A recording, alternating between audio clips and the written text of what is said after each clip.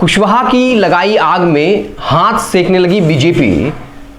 भाजपा के नेता डॉक्टर चंद्रवंशी ने किए बड़े दावे। आपको बता दें कि जेडीयू के अंदर इस वक्त विद्रोह मचा हुआ है और जिस तरीके से कुशवाहा के एक के बाद एक बड़े नेता अपना पाला बदल रहे हैं, उससे जेडीयू कहीं ना कहीं खतरे में बनी हुई है। और जेडीयू अगर पिछले 16-17 सालों से लगातार सत्ता में थी तो वजह साफ था कि उसके साथ लव कुश समीकरण बहुत मजबूती के साथ खड़ा था, जैसे आरजेडी के साथ यादव और मुस्लिम का वोट बैंक खड़ा है। लेकिन अब जेडीयू का लव कुश समीकरण जो है वो कहीं ना कहीं बीजेपी के पाले में जाता हुआ दिख रहा है और इस मौके का बीजेपी भरपूर फायदा उठाना चाहती है। जेडीयू के अंदर कैसे विद्रोह खड़ा हो गया है और अब भगवान भी शायद जेडीयू को बर्बाद होने से न बचा सके, हम आपको इस खबर में बताएंगे। सबसे पहले भाजपा के नेता डॉक्टर प्रमोद चंद्रवंशी की बात करते हुए उन्होंने क्या कुछ कहा। उन्होंने कहा जेडीयू ने 251 पार्टी पदाधिकारी की सूची जारी की है, यह हास्यास्पद है। जेडीयू कार्यकर्ताओं में विद्रोह की स्थिति बनी हुई है और इसी वजह से उपेंद्र कुशवाहा को नई पार्टी गठित करनी पड़ी।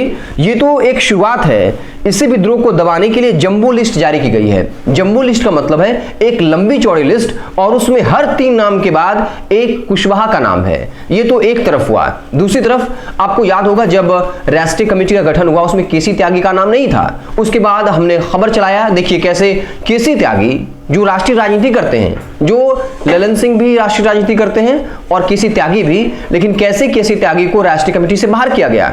उसके बाद जेडीयू की तरफ से यह कहा जाता है कि देखिए मीडिया में कुछ अनर्गल बयानबाजी चल रही है। केसी त्यागी ने खुद कहा था कि वो राष्ट्रीय कमेटी में शामिल नहीं होना चाहते हैं, संगठन के कामों से मुक्त होना चाहते हैं। लेकिन अब केसी त्यागी ने एक बड़ा विस्फोट कर दिया और बड़े इमोशनल अंदाज में कहा कि ये अच्छा होता अगर लिस्ट जारी होने से पहले हमें बता दिया जाता, ये हमारे लिए सम्मान की बात होती। यानी केसी त्यागी का दर्द जो है वो साफ तौर पर दिख रहा है। केसी त्यागी ने क्या कुछ कहा है हम आपको बता दें कि स्थापना काल से जेडीयू के पदाधिकारी रहे केसी त्यागी खुद सांगठनिक कार्यों से अलग होना चाह रहे थे। उन्हें पद न देकर पार्टी नेतृत्व ने उनकी इच्छा का सम्मान किया, लेकिन उनका जो विदाई का अंदाज था वो उन्हें पसंद नहीं आया। जैसे ही पद से हटने की सूचना मीडिया से मिली, आहत भावना का ध्यान रखते हुए जेडीयू ने बुधवार को सफाई भी दे दी कि वो हमारे मजबूत स्तंभ हैं। उन्होंने खुद कहा था कि वो अब संगठन में नहीं रहना चाहते हैं। लेकिन केसी त्यागी ने साफ तौर पे कहा कि ठीक है हमें हटा दिया गया, लेकिन राष्ट्रीय कमेटी जो गठित किया गया, इसे जो सार्वजनिक किया गया, उससे पहले हमको बता दिया गया होता। और बार बार जो जेडीयू की तरफ से ये कहा जा रहा है कि केसी त्यागी ने खुद कहा था कि अब वो संगठन में नहीं रहना चाहते हैं। वैसे तो नीतीश कुमार भी कहते हैं कि हमको अपने पद से कोई लोभ नहीं, हम तो सीएम बनना ही नहीं चाहते थे। तो क्या ऐसा है कि जेडीयू के नेता मिलकर के नीतीश कुमार को मुख्यमंत्री के पद से हटा दें? कि मुख्यमंत्री ने तो खुद कहा था कि वो पद पर नहीं बने रहना चाहते हैं। क्योंकि आपको याद होगा एक बार नीतीश कुमार बार कहते रहे कि हमें प्रधानमंत्री बनने की कोई इच्छा नहीं है, लेकिन उनके कार्यकर्ता, उनके एमएलसी, उनके विधायक ये कहते हैं कि नीतीश कुमार पीएम मटेरियल हैं। क्या उनके विधायक, उनके पार्टी नेता ये आकर कहेंगे कि नीतीश कुमार ने कह दिया कि वो पीएम नहीं बनना चाहते हैं तो हम भी इसके लिए आवाज नहीं उठाएंगे, उनको पीएम के तौर पर प्रोजेक्ट नहीं करेंगे? वो खुद कहते हैं हम पद का कोई लोभ नहीं है, तो क्या उनको जेडीयू के नेता जो है उनको मुख्यमंत्री के पद से हटा देंगे? तो जेडीयू के अंदर जो है वो बगावत शुरू हो गई है और यकीन मानिए जिस तरह का पैटर्न दिख रहा है, अब जेडीयू को बर्बाद होने से भगवान भी नहीं बचा सकते। ये केसी त्यागी की बात रही। अशोक चौधरी जो जेडीयू के उभरते हुए नेता थे, कहा जाता है कि जब एक वक्त आया जब भाजपा अलग होने की खबरें आई और आरजेडी के साथ न जाने की खबरें आई, उस वक्त आया कि जेडीयू अगर चाहेगी तो कांग्रेस के कई विधायकों को अपने पाले में कर सकती है। और उस वक्त अशोक चौधरी का नाम बढ़ चढ़ कर सामने आया, क्योंकि आपको पता होगा वो कांग्रेस के पूर्व अध्यक्ष रह चुके हैं। कई कांग्रेस के बड़े बड़े नेताओं को अपने पाले में कर लिया और ये बात चल रही थी कि अगर कांग्रेस के 19-20 विधायकों को तोड़ा जाता है तो उसमें 10 से 12 जो विधायक है वो अशोक चौधरी के संपर्क में है, क्योंकि अशोक चौधरी कांग्रेस के प्रदेश अध्यक्ष रहे हैं। लेकिन उनके साथ क्या हुआ? उनका भी पत्ता काट दिया गया, उनके भी पर को कुचलने की कोशिश हुई। झारखंड के प्रभारी हैं वो अभी हैं और बाकायदा उनको राष्ट्रीय कमेटी से बाहर कर दिया गया। और जहां तक मेरी जानकारी है, नियम ये कहता है कि अगर कोई अलग राज्य का प्रभारी बनता है तो उसका राष्ट्रीय कमेटी में होना जरूरी है। अगर वो राष्ट्रीय कमेटी में नहीं होता है तो फिर वो प्रभारी भी बहुत दिनों तक बने नहीं रह सकता है। यानी अशोक चौधरी से वो जिम्मेवारी जो है वो छिनने वाली है। उपेंद्र कुशवाहा पहले से बाहर हो गए, एक के बाद एक हमला कर रहे हैं, कहने जेडीयू अब जनता दल नहीं बल्कि ये जनाजा दल हो गया है। तो जेडीयू के अंदर बगावत जो है वो शुरू हो गई है।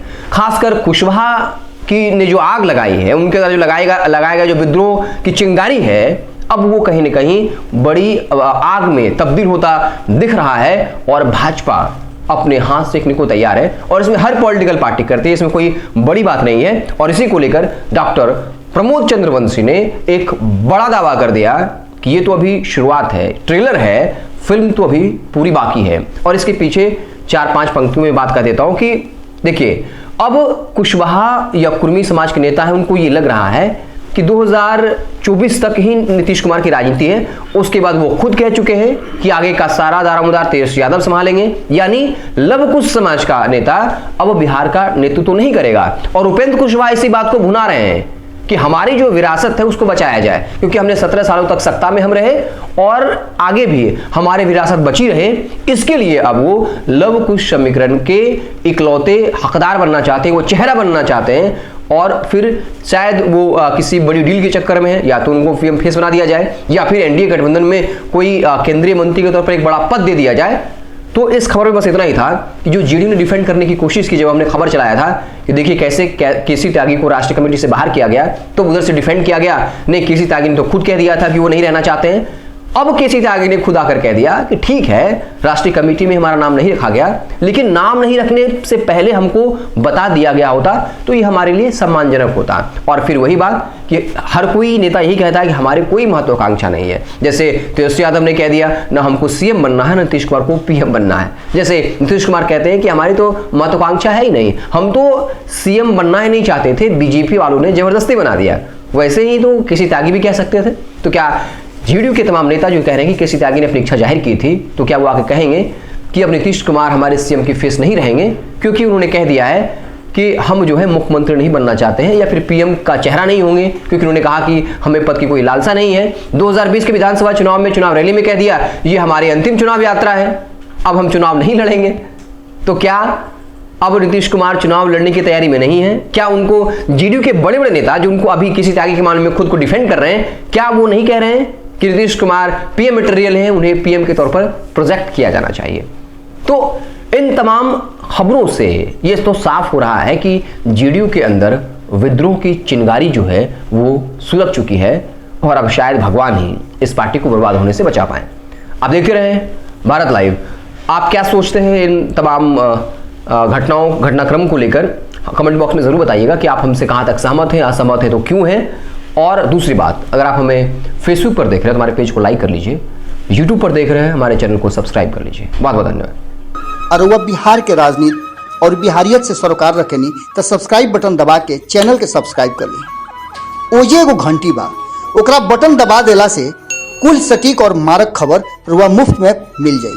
अगर रुआ पत्रकारिता के हमनी के नया प्रयोग में सहयोग कर चाहतानी तो ज्वाइन बटन दबा दी।